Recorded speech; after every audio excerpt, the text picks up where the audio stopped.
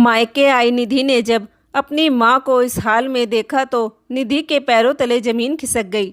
बुजुर्ग सावित्री जी अपनी बहू मीनाक्षी के पैर दबा रही थी।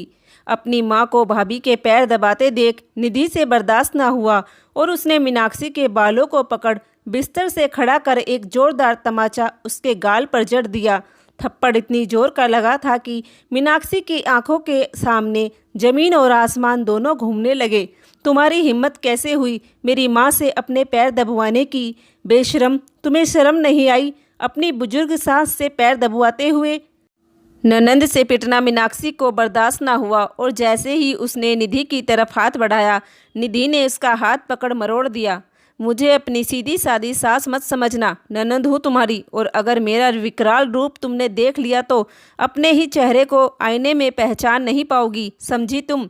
निधि की बड़ी बड़ी लाल आंखें और चेहरे पर गुस्सा देख मीनाक्षी के होश उड़ गए। आज निधि का ऐसा रूप देखकर मीनाक्षी थर थर कांपने लगी। ये बहू है सावित्री जी की। सावित्री जी की एक बेटा और एक बेटी है। उनका बेटा अभी 1 साल पहले भगवान को प्यारा हो गया था। जवान बेटे की मौत का गम सावित्री जी को अंदर तक तोड़ गया। उनकी बेटी निधि मायके से थोड़ी दूर ही उसका ससुराल है।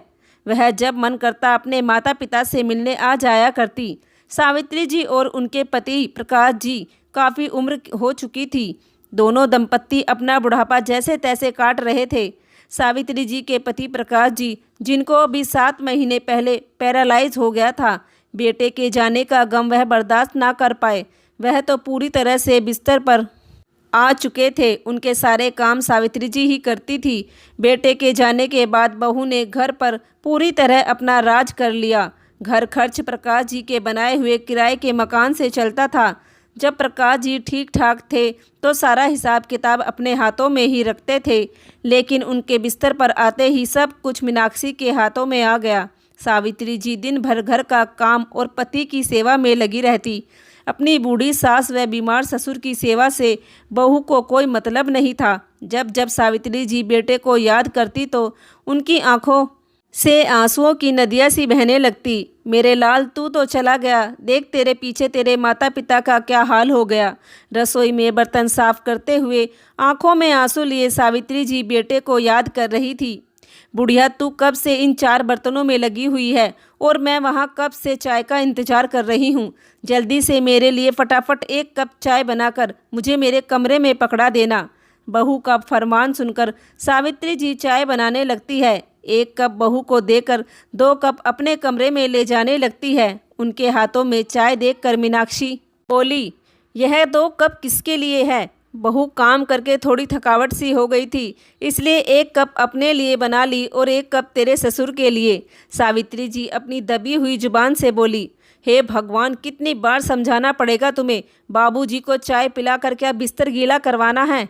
मीनाक्षी उन पर भड़कते हुए बोली, तो बहू साहब भी तो मैं ही करती हूँ। अब क्या बिस्तर गीला होने की वजह से उनका खाना पीना भी बंद करोगी क्या तुम? सावित्री जी बहू से डरते हुए बोली, अच्छा, बहुत जुबान चल रही है तुम्हारी। जितना बोला जाए सिर्फ उतना ही किया करो। एक बार मना कर दिया ना, उन्हें चाय नहीं देनी तो नहीं देनी। कहते हुए मीनाक्षी ने उनके हाथ से कप छीन लिया। बहू का इस तरह का व्यवहार देखकर सावित्री जी की आंखों में आंसू आ गए।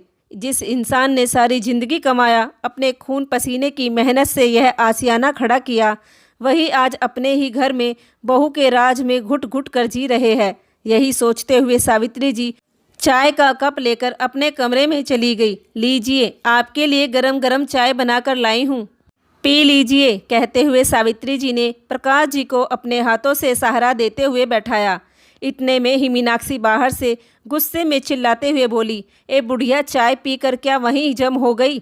बाकी का काम कौन करेगा? सावित्री जी बोली, बहू, आज कपड़े धोने की वजह से कमर में बहुत तेज़ दर्द हो रहा है। आज रोटी तुम बना लो। क्यों, तुम बस यहाँ पर मुफ्त की रोटियाँ तोड़ने के लिए हो? एक तो तुम और एक तुम्हारा वह बीमार पति, दोनों ने मेरा जीना हराम कर दिया है। तुमसे तो कोई काम ढंग का होता नहीं, और दूसरे तुम्हारे बीमार पति। हर महीने उनकी दवाई का खर्चा, तंग आ गई हूँ मैं तो तुम दोनों से। पता नहीं भगवान तुम लोगों को कब मुक्ति देगा। सावित्री जी कुछ ना बोली और चुपचाप रसोई में जाकर रोटियां सेकने लगी। इस घर में रहकर काम करना उनकी मजबूरी थी।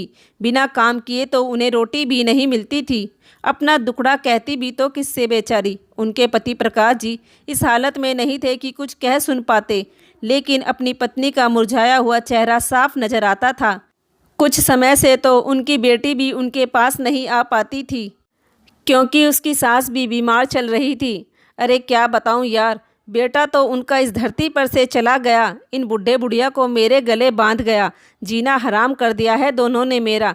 इन दोनों की वजह से मेरी किट्टी पार्टी भी छूट गई है। परेशान हो गई हूँ मैं इनसे। मीनाक्षी फ़ोन पर अपनी सहेली से बातें कर रही थी। अरे तुझे तो खुश होना चाहिए, तुझे तो फ्री की काम वाली मिल रही है। अरे क्या खाक काम करती है, एक काम भी ढंग से नहीं होता उनसे। हर एक काम कह कर करवाना पड़ता है मुझे। पर तू चिंता मत कर, आज की किट्टी पार्टी में मैं ज़रूर आऊँगी। चल तो ठीक है, मिलते हैं किट्टी पार्टी में। यह कहकर मीनाक्षी ने फ़ोन रख दिया। मैं किट्टी पार्टी में जा रही हूँ, घर का सारा काम अच्छे से निपटा लेना। और हाँ, बच्चों को आने पर उन्हें खाना खिला देना और मेरे पीठ पीछे यहाँ महारानी बनकर मत रहना, समझी। यह कहकर मीनाक्षी अपनी सहेली के घर पहुँच गई। बुढ़ापे में घुटने व कमर के दर्द की वजह से सावित्री जी से काम सफाई से नहीं हो पाता था, लेकिन फिर भी घर का सारा काम मीनाक्षी उनसे ही कराती थी। आज सावित्री जी का मन बहुत ही उदास था। इस तरह से घुट घुट कर जीना और अपनी मन की बात किसी से ना कह पाना सावित्री जी को अंदर ही अंदर खाए जा रहा था। कुछ देर बाद बच्चे स्कूल से आ गए। बच्चों के खाना खाने के बाद सावित्री जी उनसे बोली, बेटा जरा अपनी बुआ के पास फ़ोन मिला दो, क्योंकि सावित्री जी तो इतनी पढ़ी लिखी नहीं थी कि फ़ोन मिला पाती। अपनी दादी के कहने पर बच्चों ने घर के लैंडलाइन नंबर से फ़ोन मिला दिया। बेटी तेरी बड़ी याद आ रही है, एक बार हमसे मिल जा, सावित्री जी रूंधे हुए गले से बोली तो उनकी आवाज़ सुनकर निधि बोली, क्या हुआ माँ, तुम रो क्यों रही हो। निधि के कई बार पूछने पर आज सावित्री जी ने हिम्मत करके अपनी बेटी से बहू की सारी बातें बता डाली। ये सारी बातें सुनकर निधि का खून खोल उठा। निधि बोली, माँ अभी तो मैं मम्मी जी के साथ हॉस्पिटल में हूँ, कुछ ही देर में मैं आपके पास पहुँचती हूँ। थोड़ी ही देर बाद मीनाक्षी आ गई। ओ माय गॉड, कितनी गर्मी है, कहते हुए अपने कमरे में बेड पर लेटकर सावित्री जी को ज़ोर से आवाज़ लगाई। बहू की आवाज़ सुनकर सावित्री जी उसके कमरे में गई और बोली, बहू कुछ काम था। कुछ काम होगा तभी तो तुम्हें यहाँ बुलाया है, मीनाक्षी उन पर चिल्लाते हुए बोली। आज किट्टी पार्टी में बहुत एंजॉय किया मैंने, थक गई हूँ मैं बुरी तरह, जरा मेरे पैर दबा दो। बहू के मुंह से यह बेशर्मी भरे हुए शब्द सुनकर सावित्री जी हैरान रह गई। बहू मैं तेरे पैर? हाँ हाँ, पैर दबाने के लिए ही बोला है मैंने तुमसे, मीनाक्षी सावित्री जी की तरफ घूरते हुए बोली तो सावित्री जी सहम गई और चुपचाप बहू के पैर दबाने लगी। कर ले बहू जितना अत्याचार तुझे हम पर करना है, आज तेरा अत्याचार का यह आखिरी दिन है। सावित्री जी बहू के पैर दबा रही थी कि तभी निधि भी वहाँ पहुँच गई। अपनी माँ को भाभी के कमरे में इस हाल में देख निधि के पैरों तले जमीन खिसक गई। अपनी माँ को भाभी के पैर दबाते देख निधि से बर्दाश्त ना हुआ और उसने मीनाक्षी के बालों को पकड़ बिस्तर से खड़ा कर एक जोरदार तमाचा उसके गाल पर रख दिया। थप्पड़ इतनी जोर का लगा था कि मीनाक्षी की आंखों के सामने जमीन और आसमान दोनों घूमने लगे। तुम्हारी हिम्मत कैसे हुई मेरी माँ के साथ इतनी घटिया हरकत करने की? बेशरम, तुझे शर्म नहीं आई अपनी बुजुर्ग सास से अपने पैर दबवाते हुए? ननंद से पिटना मीनाक्षी से बर्दाश्त ना हुआ और उसने जैसे ही निधि की तरफ हाथ बढ़ाया, निधि ने उसका हाथ पकड़ मरोड़ दिया। मुझे अपनी सीधी सादी सास मत समझना, ननंद हूँ तुम्हारी, और अगर मेरा विकराल रूप आज तुमने देख लिया तो अपने ही चेहरे को आईने में पहचान नहीं पाओगी। लेकिन उससे पहले तो मैं तुम्हारी पुलिस कंप्लेंट करूँगी। सास ससुर पर घरेलू हिंसा के तहत तुम पर कार्रवाई होगी। निधि की बड़ी बड़ी लाल आंखें और चेहरे पर गुस्सा देख और पुलिस का नाम सुन मीनाक्षी के होश उड़ गए। निधि का ऐसा रूप देखकर मीनाक्षी थर थर कांपने लगी और जाकर सावित्री जी के पैर पकड़ लिए। माँ जी मुझे माफ़ कर दो, मुझसे गलती हो गई, आगे से ऐसा कभी नहीं करूँगी। सावित्री जी बोली, जो गलती जानबूझकर की जाती है उसके लिए माफ़ी नहीं होती।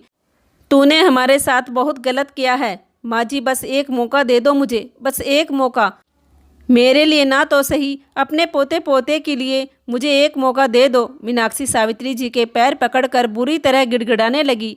अपने पोते पोती की तरफ देख सावित्री जी का हृदय पिघल गया और ना चाहते हुए भी सावित्री जी ने बहू को एक मौका दे दिया। लेकिन उसके साथ साथ ही निधि ने अपनी भाभी को सख्त से सख्त चेतावनी भी दी। अगर फिर कभी आगे से उसने ऐसी गलती करने की कोशिश भी की तो अब की बार सीधा सजा जेल में ही मिलेगी। आज बेटी की वजह से सावित्री जी को अपना खोया हुआ सम्मान और 2 वक्त की रोटी सुकून से मिल रही है।